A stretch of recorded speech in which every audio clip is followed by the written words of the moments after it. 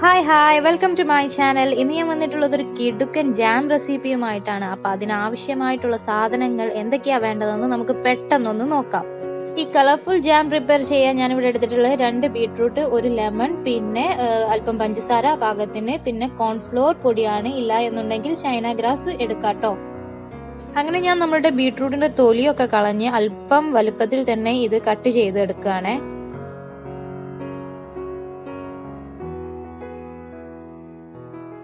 ഈ ബീട്രൂട്ട് ജാമിനെ കുറിച്ച് പറയുകയാണെന്നുണ്ടെങ്കിൽ ഇത് നല്ലൊരു കളറായിരിക്കും, നല്ലൊരു മെറൂണിഷ് കളറായിരിക്കും, കാണാൻ നല്ല ഭംഗിയായിരിക്കും, അതിന്റെ കൂടെ വളരെ ടേസ്റ്റിയുമാണ്.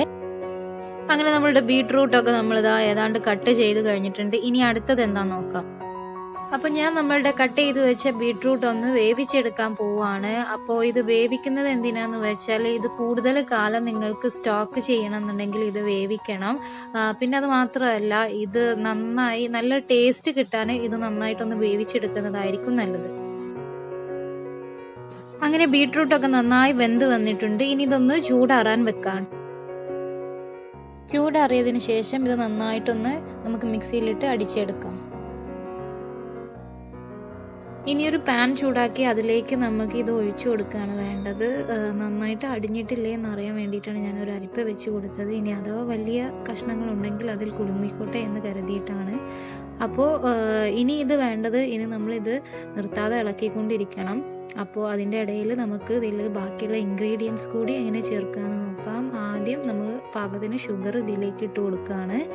ഇനി വേണ്ടത് നമുക്ക് നമ്മളുടെ ലൈം ജ്യൂസ് ഒഴിച്ചു കൊടുക്കുകയാണ്. അപ്പോൾ അതിൻ്റെ മുമ്പ് നമുക്ക് നന്നായിട്ടൊന്ന് ഇളക്കി കൊടുക്കാം കേട്ടോ.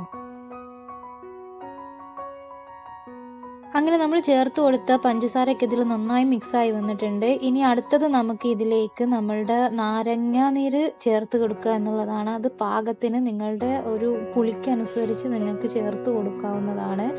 അപ്പോൾ അത് ചേർത്തതിന് ശേഷം വീണ്ടും ഇളക്കി കൊടുക്കുക.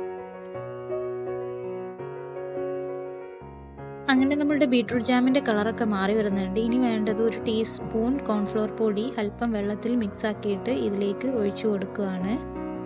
അങ്ങനെ നമ്മുടെ കോൺഫ്ലോർ പൗഡറിൻ്റെ വെള്ളമൊക്കെ ഇതിലേക്ക് ആഡ് ചെയ്തതിന് ശേഷം നന്നായിട്ടൊന്ന് മിക്സ് ചെയ്ത് കൊടുക്കുക. അപ്പോൾ ഏതാണ്ട് ഈ ഒരു കൺസിസ്റ്റൻസി ആകുമ്പോൾ നിങ്ങൾക്ക് സ്റ്റൗ ഓഫ് ചെയ്ത് ഇത് തണുപ്പിക്കാൻ വെക്കാം. അപ്പോൾ അത് നന്നായി തിക്കായി വരും.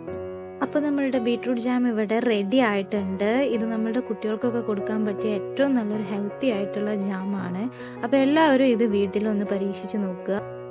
എല്ലാവർക്കും ഈ ജാം റെസിപ്പി ഇഷ്ടമായെന്ന് കരുതുന്നു. ഇഷ്ടമായെങ്കിൽ ലൈക്ക് ചെയ്യുക, ഷെയർ ചെയ്യുക, സബ്സ്ക്രൈബ് ചെയ്യുക, ഒപ്പം ആ ബെല്ലൈക്കൺ കൂടി ഒന്ന് ക്ലിക്ക് ചെയ്യുക. അപ്പോൾ ഇനി ഇതുപോലെ നല്ല വീഡിയോസുമായിട്ട് ഞാൻ വീണ്ടും വരുന്നതായിരിക്കും. അതുവരെ ശുഭദിനം.